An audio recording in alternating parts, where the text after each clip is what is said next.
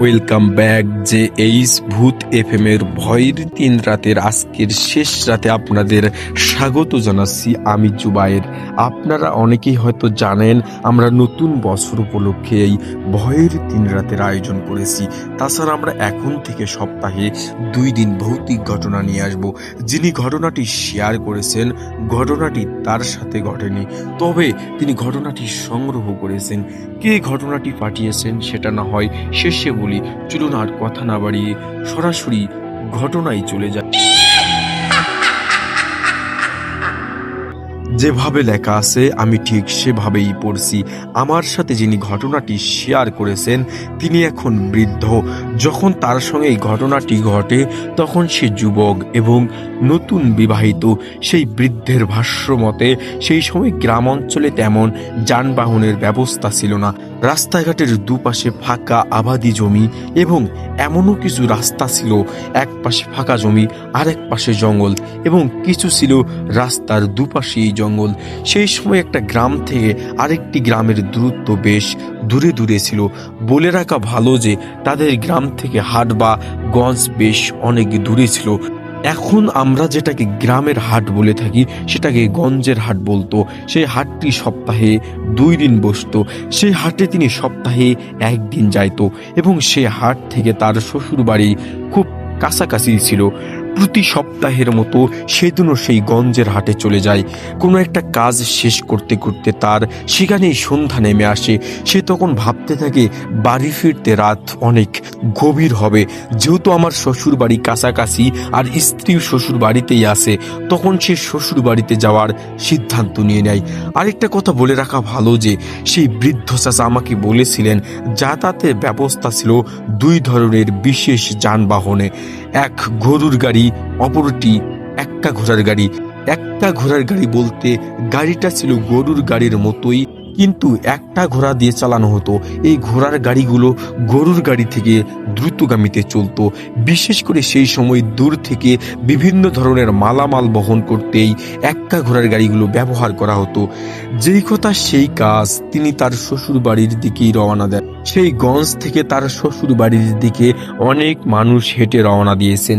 তিনিও তাদের পিছু পিছু রওনা দেয়। কিছু দূর যেতেই একটা মোড় পান তিনি এবং সেটা ছিল 3 রাস্তার মোড়, অর্থাৎ সেইখান থেকে 3টা রাস্তা 3 দিকে চলে গেছে। তখন সে লক্ষ্য করে দেখেন যে তার সামনে যে লোকগুলো যাচ্ছিলেন সেই লোকগুলো ডান দিকের রাস্তা দিয়ে চলে যান আর তার শ্বশুর বাড়ির দিকে যেতে হবে সোজা রাস্তায়। সে রাস্তাটা ফসলি জমির মাঝ দিয়ে বয়ে গেছে, যার এক পাশে ছিল শালবন। তিনিও একা একা হাঁটতেছিলেন এবং আকাশের চাঁদের আলোয় সবকিছুই দিনের মতোই দেখা যাচ্ছিল। হঠাৎ করে চাঁদের কাছে একটা মেঘ জমাট বাঁধতে শুরু করে এবং সেই মেঘে চাঁদ ঢেকে যাচ্ছে, আবার বের হচ্ছে এবং দূরের আকাশে সে দেখতে পায় বিদ্যুৎ চমকাচ্ছে। সেই সময় চারিপাশে ঝিঝি পোকার ডাক, ব্যাঙের ডাক তার কানে আসতেছে। বৃষ্টি আসবে ভেবে সে আরো জোরে দ্রুত পা ফেলতে শুরু করেন। হঠাৎ করে তার মনে হতে থাকে তার পিছন থেকে কেউ যেন দৌড়ে আসতেছেন, এমন একটা শব্দ শুনতে পান। যেহেতু অপরিচিত রাস্তা তাই তিনি একটু ভয় পেয়ে বসেন। তখন তিনি ভয়ে ভয়ে পিছন ফিরে তাকাতেই দেখতে পান দূর থেকে একটা ঘোড়ার গাড়ির মতো কিছু একটা রাস্তা দিয়ে ছুটে আসতেছেন। তখন তিনি রাস্তার সাইডে দাঁড়িয়ে যান, দেখেন একটা ঘোড়ার গাড়ি যার পিছনে তাবু অর্থাৎ সই দেয়া ছিল এবং সামনে বসে গারোয়ান গাড়ি চালাচ্ছেন। তার ভাষ্য মতে গারোয়ানের বয়স তার থেকেও কম হবে। তাকে দেখে গারোয়ান গাড়ি থামান এবং জিজ্ঞেস করেন, আপনি এত রাতে এদিকে কোথায় যাচ্ছেন? তখন সবকিছু খুলে বলেন গারোয়ানকে। গারোয়ান তখন বলে, ভাই আপনি যেহেতু সামনে গ্রামে যাবেন আর কিছুক্ষণের মধ্যে মনে হয় বৃষ্টিও আসবে, চাইলে আপনি আমার গাড়িতে উঠতে পারেন। আমি গ্রামে যাব না, তবে সামনে আপনাকে নামিয়ে দিয়ে আর এক পাশ দিয়ে চলে যাব। তখন সে ভাবে যেহেতু বৃষ্টিও আসতেছে এই গাড়িতেই যাই, তাহলে হয়তো বৃষ্টি আসার আগেই পৌঁছে যাব। এই ভেবে গাড়িতে উঠে পড়েন। যেহেতু মাটির রাস্তা গাড়িটা দুলতে দুলতে চলতে থাকেন, গাড়ির দোলনিতে তার ঘুমের ভাব চলে আসে। তারপরেও গারোয়ানের সঙ্গে মাঝে মাঝে বিভিন্ন কথা বলছেন। গারোয়ান তেমন কথার উত্তরে দিচ্ছেন না, তিনি তার মতো গাড়ি চালিয়েই যাচ্ছেন। এক পর্যায়ে তিনি বেশ ঘুমে ঝিমুচ্ছিলেন। হঠাৎ করে ঘোড়ার গাড়ির চাকা খাদ বা গর্ত টাইপের মতো কিছু একটায় পড়ে যায়। তখন একটা ঝাঁকুনিতে তার ঘুম পুরোপুরিভাবে ভেঙে যায় এবং চমকে ওঠেন। সে সামনের দিকে তাকাতেই দেখতে পান ঘোড়ার গাড়ি একাই চলতেছে, কিন্তু গাড়োয়ান নেই। তখন বেশ ভয় পেয়ে যায়। তখন সে ভাবতে থাকে এতক্ষণ তো গাড়োয়ান ছিল, তাহলে হঠাৎ করে কোথায় গেল? আর আমার তো তেমন ঘোড়ার গাড়ি চালানোর অভিজ্ঞতাও নেই, আর রাস্তাঘাটও চিনি না। তিনি গাড়ির তাঁবুর নিচে বসে আছেন। গাড়িতে যে পাশ দিয়ে ওঠা হয় অর্থাৎ পিছনের দিকে চলে আসেন এবং গাড়োয়ানকে ডাকতে থাকেন, কিন্তু মানুষের কোনো সাড়া শব্দ নেই। তখন তিনি একটা অদ্ভুত ব্যাপার খেয়াল করেন, ঘোড়ার গাড়িটা রাস্তায় নেই, ফসলি জমির মাঝ দিয়ে ছুটে চলছেন। সে যত জোরে গাড়োয়ানকে ডাকতেছেন, ঘোড়াটাও তত জোরে ডেকে উঠতেছে আর ছুটে চলছে।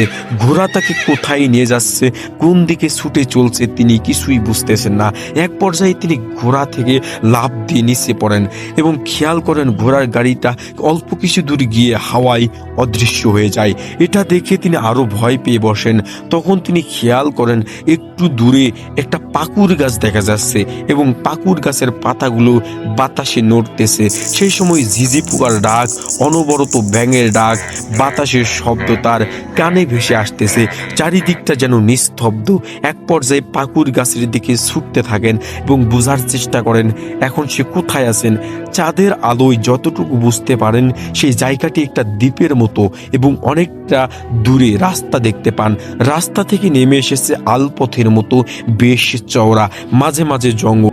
সেই পাকুর গাছের কাছাকাছি গিয়ে লক্ষ্য করেন ফসলি জমির সাথে একটা ডেরা দেখতে পান, যেটা পলিথিন ও খড় দিয়ে বানানো হয়ে থাকে। ফসল বা কোনো বিশেষ কিছু পাহারা দেওয়ার জন্য ব্যবহার হতো। বিশেষ করে এখন বেদেরা যে ঘর বেঁধে থাকে সেটাকেই সেই সময় ডেরা বলা হতো। সেই পাকুর গাছ থেকে একটু দূরে একটা ফাঁকা জায়গায় সেই ডেরাটা পোতা আছে। তখন তিনি ভাবতে থাকেন যেহেতু এখানে ডেরা আছে, মনে হয় মানুষও আছে। এটা ভেবে তিনি ডাকতে শুরু করেন যে ভাই এখানে কেউ আছেন কি? কোনো সাড়া শব্দ পাচ্ছিলেন না। এরই মধ্যে হঠাৎ করে কোথাও একটা জোরে বাস পড়ার শব্দ শুনতে পান। তখন তিনি চমকে ওঠেন এবং আকাশে কালো মেঘে ঢেকে আসা শুরু হয়। ঠান্ডা বাতাস তার গায়ে এসে লাগতেছে। বৃদ্ধ চিন্তা করতে থাকেন যদি এখন বৃষ্টি আসে এই ডেরাতেই আশ্রয় নেব। যেই কথা সেই কাজ। তিনি ডেরাটার কাছে চলে যায় এবং ডাকাডাকি করতে থাকেন। এরই মধ্যে তার শরীরে কয়েক ফোঁটা বৃষ্টির পানি পড়তে থাকে। তখন তিনি সেই ডেরার মধ্যেই প্রবেশ করেন। প্রবেশ করার পর দেখে ডেরার মধ্যে কেউ নেই, শুধু কিছু খড় বিছানো। খড়ের মধ্যেই তিনি বসে পড়েন। এরই মধ্যে বাইরে তুমুল বেগে বৃষ্টি শুরু হয় এবং তার কানে ভেসে আসতেছে দূর থেকে একটা পেঁচার ডাক। সেই সময় গ্রাম অঞ্চলে রাতের বেলা পেঁচা ডাকা এটাকে কুসংস্কার মনে করত। যদি কারো বাড়ির আশেপাশে বা বাড়িতে পেঁচা ডাকতো সেটিকে তারা ভালোভাবে নিত না, অশুভ মনে করত। সেই পেঁচার ডাকটা তাকে আরও ভীতু করে তোলেন এবং সে খেয়াল করতে থাকেন সেই ডেরার চারিপাশে কিছু একটা খসখস খসখস শব্দ করে বেড়াচ্ছে। সেই সাথে ডেরার কাছাকাছি একটা শিয়াল ডেকে ওঠে এবং সেই শিয়ালের সাথে আরও কয়েকটি শিয়াল ডেকে ওঠে। পেঁচার ডাক, শিয়ালের ডাক, দুই ডাকই তখন করুণ আর্তনাদ করে ডাকাডাকি শুরু করেন।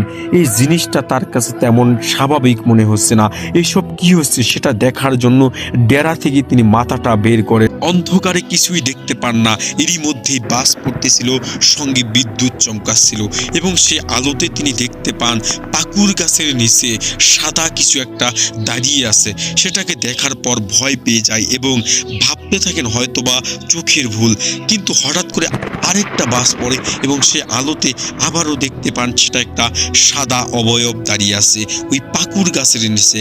তখন বেশ ভয় পেয়ে বসেন এবং সেই পেঁচাটা তখন করুণভাবে ডাকতেছিল। আরেকটা বাস পড়ার ঝলকানিতে দেখতে পান সেই সাদা অবয়বটি ডেরার দিকে ছুটে আসতেছেন। কিছুক্ষণ পর আরেকটা বাস পড়ার ঝলকানিতে দেখতে পান সেই অবয়বটি ডেরার কাছাকাছি চলে এসেছে এবং সেটা একটা কাফন করা লাশ। কাফন করা অবস্থায় সোজা দাঁড়িয়ে আছে। সেই অবয়বটির সমস্ত শরীর সাদা কাপড়ে মোড়ানো এবং সেটা দেখে সে প্রচণ্ড ভয় পেয়ে বসেন। তখন সেই বৃদ্ধ ডেরার পিছনের অংশটুকু ভেঙে বের হয়ে যায় এবং দিক বিদিক শূন্য হয়ে রাস্তার দিকে ছুটতে থাকেন। মাঝে মাঝে পিছনের দিকেও তাকাচ্ছিলেন বিদ্যুৎ চমকানোর আলোতে দেখতে পান সেই অবয়বটিও তার পিছু পিছু বাতাসে ভেসে আসতেছে। এটা দেখিয়ে তিনি আরও জোরে দৌড়াতে শুরু করেন। এক পর্যায়ে তিনি রাস্তায় আসেন এবং দেখতে পান রাস্তা দিয়ে একটা ঘোড়ার গাড়ির মতো কিছু ছুটে আসতেছেন। কাছাকাছি আসতেই দেখতে পান সেটা একটা ঘোড়া এবং সেই ঘোড়ার সমস্ত শরীরে দাউ দাউ করে আগুন জ্বলছে। এটা দেখার পর আবারও সে রাস্তা দিয়ে দৌড়াতে শুরু করেন এবং পিছনে লক্ষ্য করেন সেই কাফন করা লাশ, ঘোড়া দুইটাই তার পিছু পিছু দৌড়ে আসতেছেন।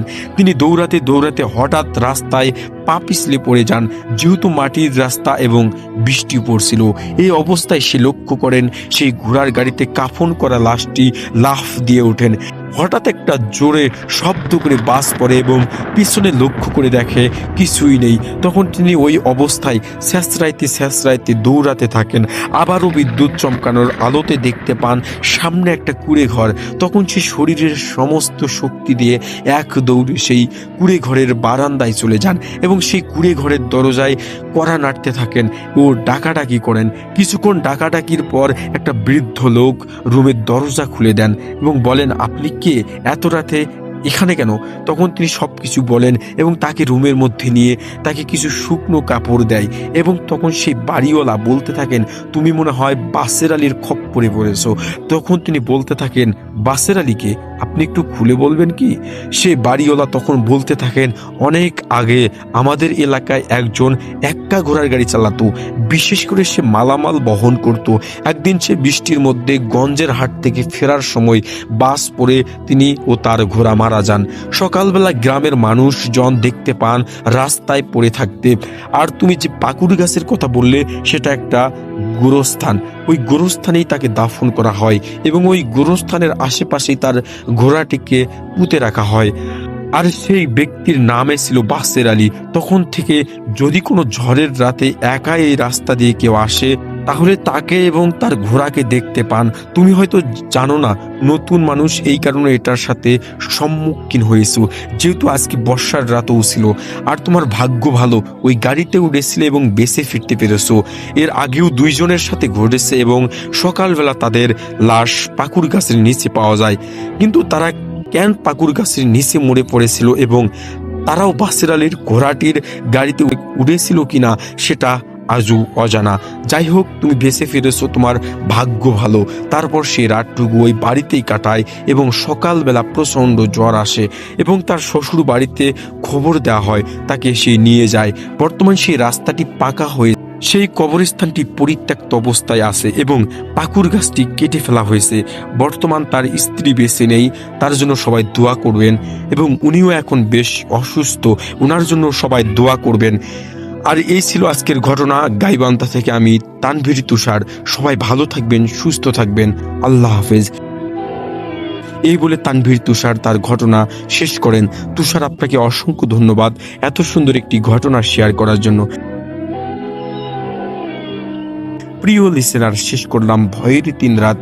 আপনারা অনেকেই হয়তো জানেন, আমরা নতুন বছর উপলক্ষে এই ভয়ের 3 রাতের আয়োজন করেছিলাম এবং ভয়ের 3 রাত কেমন কাটলো তা অবশ্যই কমেন্টে জানাতে পারেন। তাছাড়া আমরা এখন থেকে সপ্তাহে 2 দিন ভৌতিক ঘটনা নিয়ে আসব, বৃহস্পতিবার ও রবিবার। যারা এখনো আমাদের ইউটিউব চ্যানেলটি সাবস্ক্রাইব করেননি তারা অবশ্যই আমাদের চ্যানেলটি সাবস্ক্রাইব করুন আর আমাদের সাথেই থাকুন। আজকের মতো বিদায় নিচ্ছি। সবাই ভালো থাকুন, সুস্থ থাকুন। আল্লাহ হাফেজ।